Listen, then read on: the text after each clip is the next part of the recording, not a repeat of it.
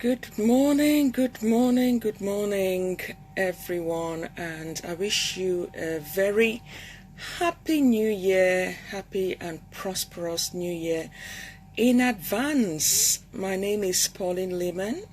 I'm the founder of Star Riches Community Initiative, a charity with a mission to raise aspirations and break the cycle of Black people underachievement in education, as well as promote the well-being of Black children and migrant kids and their families.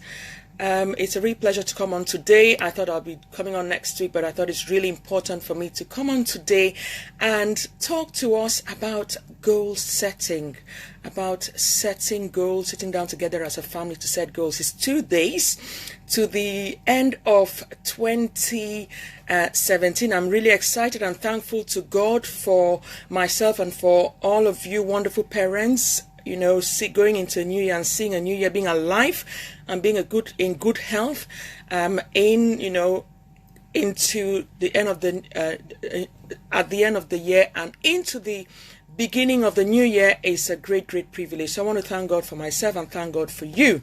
And so we're going to be briefly talking about goal setting. Why do we need to set goals for our children or for ourselves as families?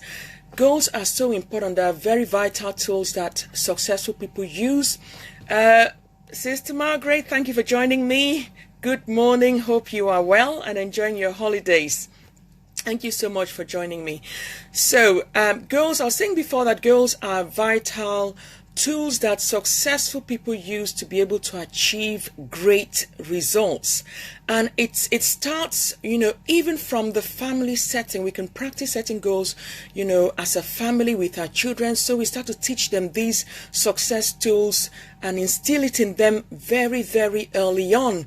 Now, setting goals, for our children and for ourselves as families just gives something for ourselves and our children to aim for. If you set out in the morning without any destination that you plan in your mind to attain, anything might happen and you might think you got there. But when you have a goal, there's something you're working towards, there's something you're looking up to. It keeps you focused on what you want to achieve. It helps you spend your time in a useful way. There's a lot of distraction. You'll agree with me in our day and age, social media being the biggest one for ourselves and our children, the TV and all other forms of distraction. But when we have goals, or when our children have goals, specific goals that they want to achieve, it keeps them on track. It helps them use their time effectively, and it increases their self-esteem. Because when a child sets a small goal and they achieve it, it helps them believe in themselves that they can set bigger goals or they can set more goals and achieve it. So it's a very, very vital tool. And I do believe that it's important as families to sit down together, intermittently. We don't just do it as family at the beginning or the end of the year. We do it as a family at different points, but with the children, we set academic goals that I think are very important at the start of the school year. We set them at half term. We review them at the end of the term. So we review them continuously, and it's really important. Depending on what goal it is you set as a family, you could review it weekly, you could review it 2 weekly, bi-weekly, or monthly, and so on. If it's a goal, for example, you want to help your child to start to tidy up their bedroom or make up their bed, you could give them a 1 week period to do it and then review it. So there's no hard and fast rule, but the most important thing is that when the goals are set, that the goals are eventually reviewed. And it's good to do that as a family so that children don't just see it as an activity that you're telling them to go and do. Oh, mom is telling me to go and do this boring activity. What is the point of it? But they see that the family wants to grow. The family wants to live a purposeful life. The family wants to go somewhere. And we hold each other accountable. We can remind ourselves, of where, we were not quite hitting our goals and what we can do. So it's really, really important. I believe there is power in families setting goals together. It shows that we all want to grow. We all want to become better. We all are living a very purposeful lives. I tell you the truth, a lot of people are living a life without purpose.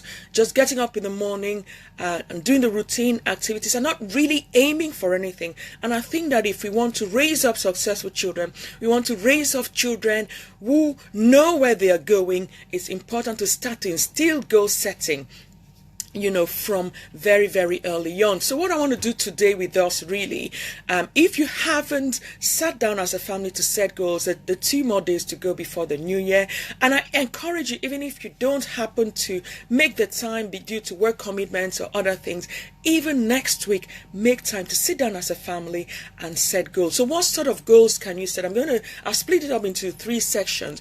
Goals for the children, or goals you set with the children. I said with because it's important to carry children along, so you're not just imposing things on them, but we're discussing these things with them and helping them to see why these things are important for them and why it's important for them to have something that as a goal to help them look up to and to help them keep on track. So the first thing for our children, setting goals for the children, is academic goals. So set goals about, it's the end of the first term, you've received their reports, you've seen how they're doing in each subject. You might now want to set higher goals. I always say, let's not rely on the targets set by school. Sometimes they can be very low. It's important as a family to set higher targets for your child. So academic goals is the first one. I'm not going to spend a lot of time on each of them, otherwise I'm going to spend a long time here. But I'm just going to give you a few things to think about as you sit down with your children, to set goals. So academic goals is the first one. Behavior goals, because your child's behavior affect their learning in school, affect the teacher's perception of themselves, and affect their overall academic outcomes. So that is a very, very, very useful one. Maggie says including the children and make them part of the goal setting makes it more effective. That's very true. I agree with you entirely on that, Maggie. Thank you for that. Also, it's important to set goals to do with nurturing our children's gifts and talents. Children are loaded with potential. I do not only emphasize academic achievement, I emphasize nurturing talents. Children, every child is loaded with unique talents and potential, and by exposing them to a range of activities, by exposing them to a range of things, we now start to see the area of their talent being manifested. So let's encourage them. Some children are not very keen on joining clubs in school and that kind of thing, but it's important for us to encourage them to join clubs in school, to take part in arts and crafts, just develop hobbies. So that is it. The next one you could set with your child is spiritual goals. I believe spirituality is really, really important in helping children develop, that faith and that relationship with the Creator and that kind of thing. And it helps preserve them as well. So spiritual goals, do you want them to start to read the Bible? How many verses, how many chapters a day? You want them to start to pray? How long should they be praying for, and that kind of thing. Do you want them to go from 2 to 5 minutes? Do you want them to go from 5 to 7 minutes, and that kind of thing? So it should be really specific. Don't just say, I want you to pray more, but we want to start with where they are, from where they are. So if they're praying for 1 minute, then we want to bring it up gradually to 2 minutes, to 3 minutes, or to 5 minutes and 10 minutes, depending on your child's capacity. Very important to bear that in mind. Goals to do with character, so important. Manners. In the world in which we live, you could have the top grades. If you don't have the social skills, the character, the manners, you will not go too far. You will find you have many obstacles on your way. So let's teach them simple things. If the children just don't know how to say please, thank you, or they are defiant, or they have exhibit poor behavior, we need to start to work on them, setting goals to help them develop these characters, these manners that they need. Could be good to do with doing house chores. If your child does not do house chores, if you've not got them into house chores very early on and they're resistant, then start up with helping them, encouraging them to give them house chores, get the whole family doing house chores together. So it's not like it's an adult job, it's it's everybody's responsibility. It helps children to be responsible, helps them to start to know that everyone in life needs to be able to make a valuable contribution for things to work. So there are lots of other goals. If you have ideas for other goals you've set with your children, please write them down in the chat box. It's going to help us all. We're all learning. We're all growing together. So put down some goals. If I've missed anything, I'm sure I've missed, because obviously, we all have different things we focus on. So please add them to the chat box, as I believe it's going to benefit somebody. Now, we're going to be talking about parenting goals. Now, parenting goals are so important. A lot of times, unfortunately, as parents, we don't believe we need to be improving our parenting. But I tell you the truth, parenting is the bedrock, is a foundation for everything. Talk about social dysfunction of children. It's to do with parenting. Think about anything. Think about, academic achievement. When we look at statistics, we look at children, who are being taken into care. We look at children who are not performing in school properly, children who are behaving poorly in school. We look at children involved in dysfunctional behavior. We look at children involved in early sex, and so on. It's all linked to parenting. If parents are parenting effectively, there is a greater chance. Listen to the way I word it carefully. I'm not saying it doesn't happen, but there is a greater likelihood for children to turn out right. So effective parenting is key to improving our children's outcomes. I'm just going to read what Rebecca says here. What about children that live in the environment that religion is not part of their lifestyle? What does one do?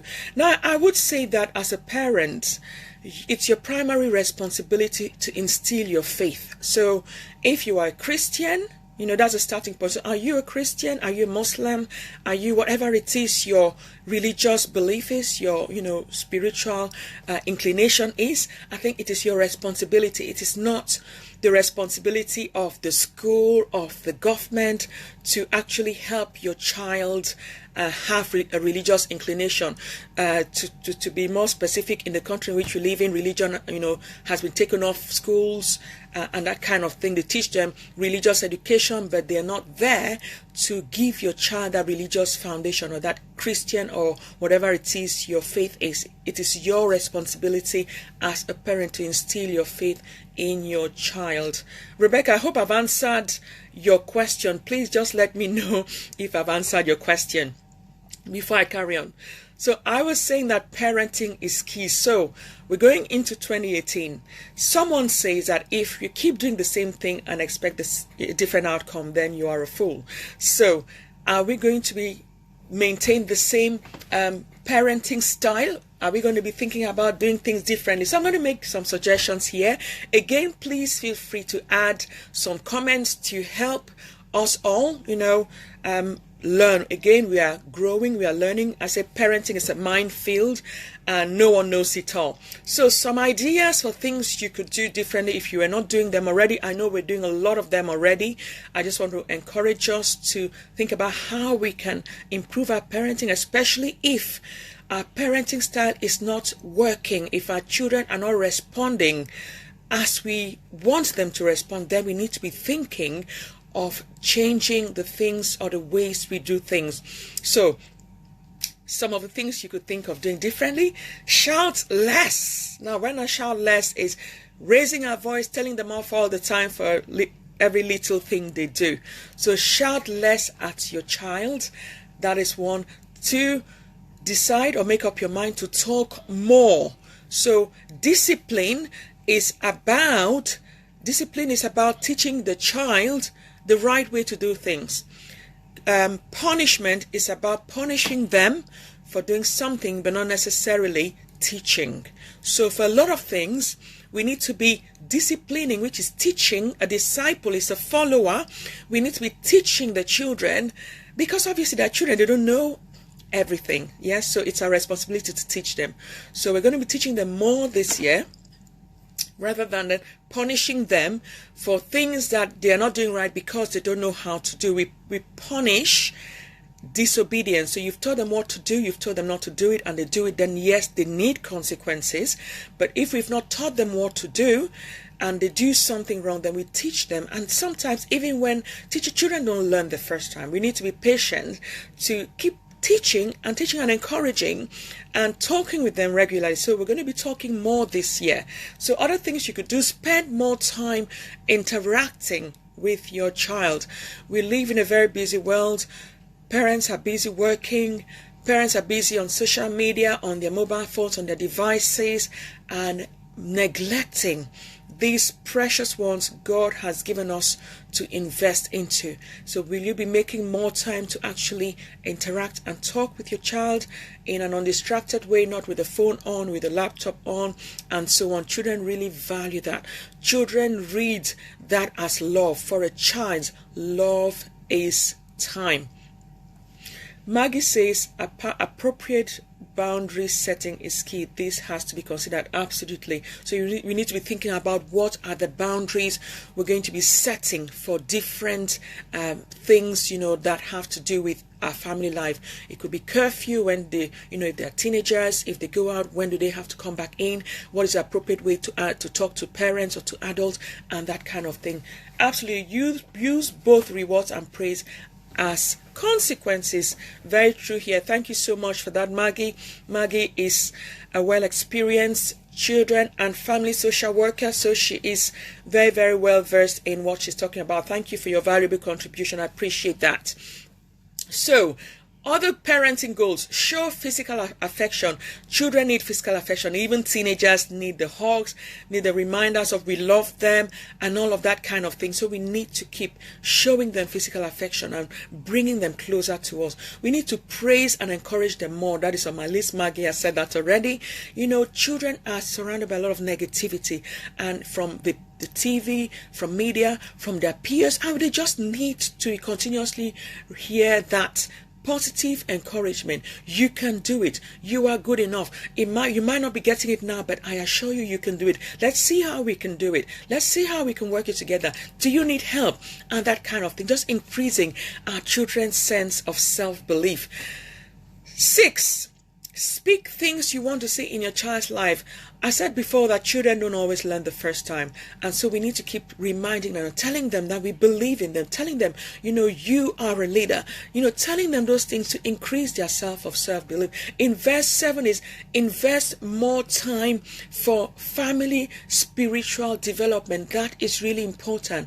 It's important for it. It keeps our children, keeps the family united. Someone says a family that prays together stays together. So it's important that family spiritual development is part of the things we want to do as a family. Reading the Bible together, praying together, sharing our faith together, going to church regularly together. It's not right for you as a parent to go to church and leave your child at home. What are we teaching them? We need to carry them along. We need to make them know that church is important. Whatever we emphasize, our children see as being important. Healthy living is another one. Eating healthy, engaging in physical activity is really, really important. As a family, it's important for us to do things. Doing this kind of thing together helps us grow in it together. So if you are not eating vegetables, peas, you go into a lot of homes and families don't eat peas, they don't eat veg, and they wonder why their children don't eat vegetables. Is because we're not eating them. In our home, we eat vegetable. Each time we're eating vegetable, we are making them know it tastes so nice. It's so good. It's going to improve your eyesight. It's going to detoxify you and that kind of thing. And they're seeing us enjoying it, and they're seeing the benefits of it, and we're all enjoying it together. So there's so many things that we can do as a family to enhance, overall family growth. So the next area of goals I've put down here for us to consider is goals for parents, goals for yourself. You are the one raising up the children. It's important that you put yourself in the right place, that you empower yourself. So what are the different types of goals I have put down for us taking care of ourselves? If you don't take care of yourself, you're not in the right frame of mind, your child will pick it up. If you have a wrong mindset, you are negative, you are criticizing all the time, you are unhappy with so many things, your child would pick it up very, very, very quickly. Remember, you are your child's most important role model. They learn about life by watching us. They learn about happiness, about how things work by watching us. So it's important that we take care of ourselves. So what are the different things I've put down? The first one is your personal development goals. So it's important to look at yourself. What are the ways I want to improve my life? Is it the way I talk? Is it the way I react? Is it the way I lash out when I'm angry? What are the things I want to do to make myself a better me? What are the things I want to do to make myself a better person? Now, I tell you the truth, whenever you improve yourself, it rubs on your children. They see that improvement and they can say, wow, in life we're not meant to stay the way we are. When I look at my life, my children can testify, mom has improved. And because mom has improved, it makes them see they can improve. It makes them see there is no limit. One of my daughters had to make a speech in an audience of 900, but because she sees her mommy has been doing, making speeches, she said, I can do it, and she did it. She was not afraid. So when we improve ourselves, it's definitely not just going to be for our own well-being. It's also going to rub on our children. Improving yourself makes you happier. Improving yourself makes you become self-confident. Remember, when you go out to your children's school and you are shy to speak to the child's teacher, your children pick it up. And it makes them start to feel there's something wrong with speaking to people we don't know or to adults. Children, pick this up. Let's improve ourselves. Let's work on our mindset. Let's put away all those negative perception, the negative mindset, the limitation. Well, I'm not good at this. Well, I wasn't good in maths, so it's okay for you not to be good in maths. I see where it comes from. No. Let us improve ourselves. Let us live a life of no limits. I'm not saying it's going to be easy to achieve everything. No, but there is a way to achieve everything. It might be an elephant you have to eat. There are steps to take. And thank God we live in a generation where there is so much on social media. So much learning happens there. On the internet, on YouTube, go and learn and improve yourself. That is so important. Personal improvement has helped me go from a shy girl who lacked confidence to becoming a public speaker who can speak in any audience without being afraid. So these are the things I want to encourage you today. The things you think you cannot do, I challenge you to go out there and work on yourself. You can do it. And as you work on yourself, you're going to see it's going to start to impact on yourself. It's going to start to impact on your relationship with your spouse. It's going to start to impact on your relationship with your children, on your relationship with your friends, with your colleagues. People will see that difference in you. So it's so important. The second one is self-care. It's important to take care of yourself, your mental well-being. We don't want to give ourselves into negative emotions, into those depressive thoughts and depressive tendencies. Take care of yourself. Make time to love yourself. Make time to treat yourself. As mothers, as parents, we tend to focus a lot of attention on the family, on our husbands, on our children. Make time for yourself. Go out and buy a nice outfit for yourself. Take care of yourself. If you don't like something about your look, work on it. Make sure you do something to make you feel happy. Go out for a spa day, go out for a meal with your friends, with your spouse. Just ensure that you are working on yourself. Life is not to be lived twice. We only live once, and life is what we make it to be. You don't have to be very wealthy to have a good life. You just need to make the most of what you have. So self-care is very important. Exercising. I've put health goals, healthy eating, exercising, watching our weight.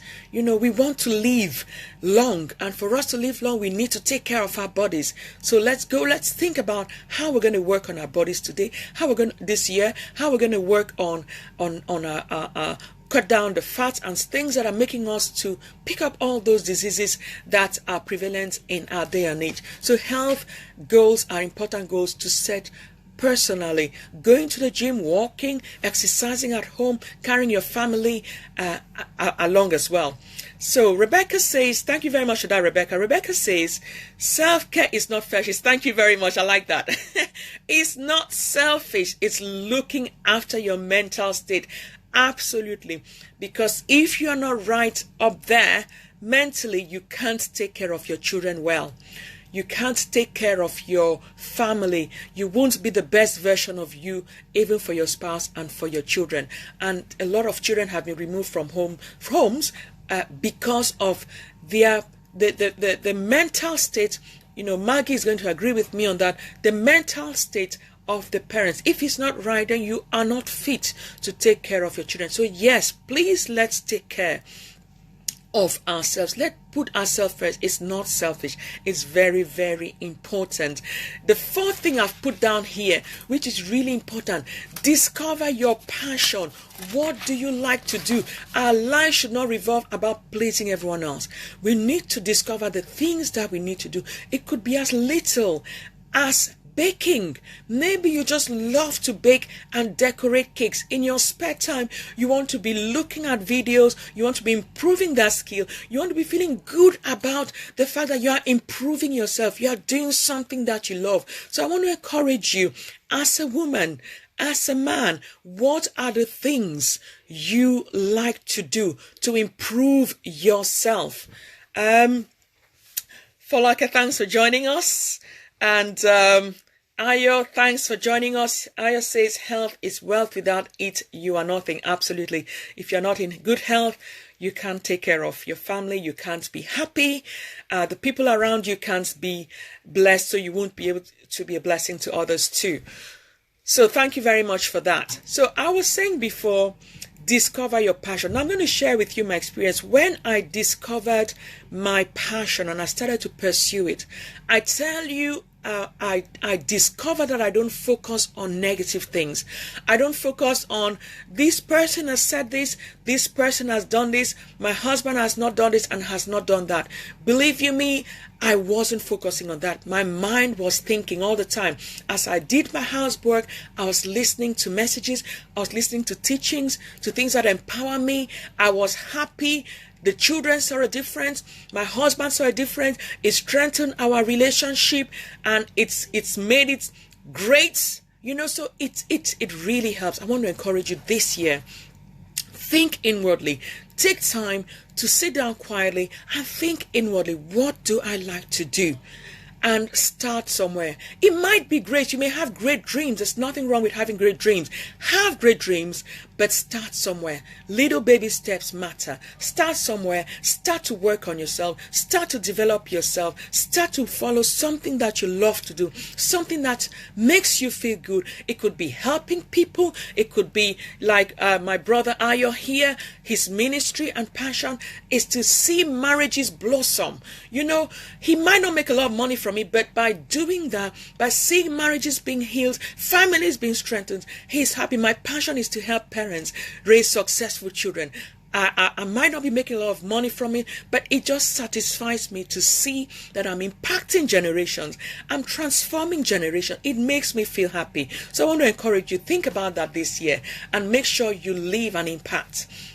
Thank you very much. Your passion is your God's gift. Discover it, utilize it, and it will take you beyond your imagination. Absolutely. Thank you very much for that. So, keys to goal setting and achieving them. I want to share 7 things with us as you sit down as a family to set goals, either with your children or with a partner. I want to share 7 things that are important for you to bear in mind. It's important for you to write down these goals. The Bible says, which encourages us to write down the vision and make it plain. Anything that you don't write down stays in the air and you might forget it.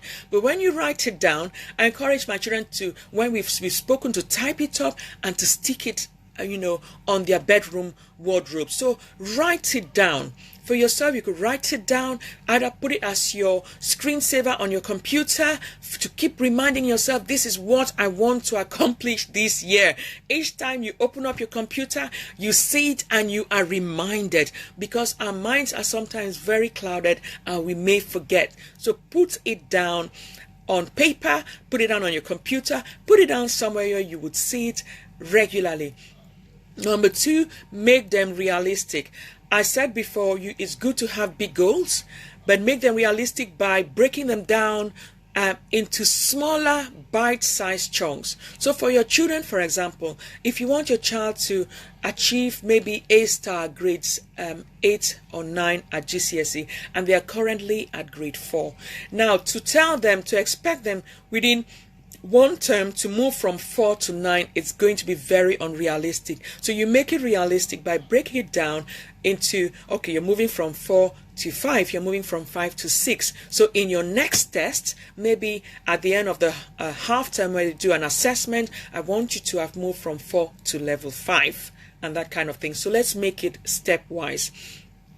Next, have a plan of action. A lot of people have big goals, big dreams, but without a plan of action, it doesn't happen and they get frustrated. So yes, I want my child to be able to have grade 8 or 9. What am I going to do to take them from where they are to where I want them to be? Are we going to work on their study styles? Are we going to work on study habits? Are we going to work on learning style? Are we going to work to need maybe a tutor? What are you going to do? There needs to be a clear plan to help your child. There needs to be a clear plan for yourself. If you want to maybe go to the gym more this year, so when exactly are you going to fit the gym into your plan? If you want to pray more, read your Bible, at what specific time will you include that in your program? Because anything that is not planned just stays at the level of a dream and doesn't happen. Number 4, have a time frame. So we want to move on. We said have bite-sized, small steps.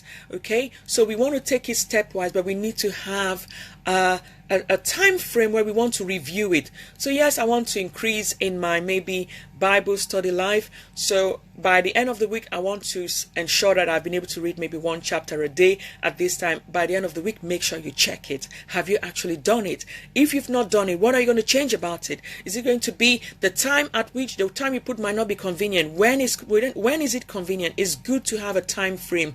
If it's to do with your children's education, you might want to review it half-termly. You might want to review those goals at the end of the term.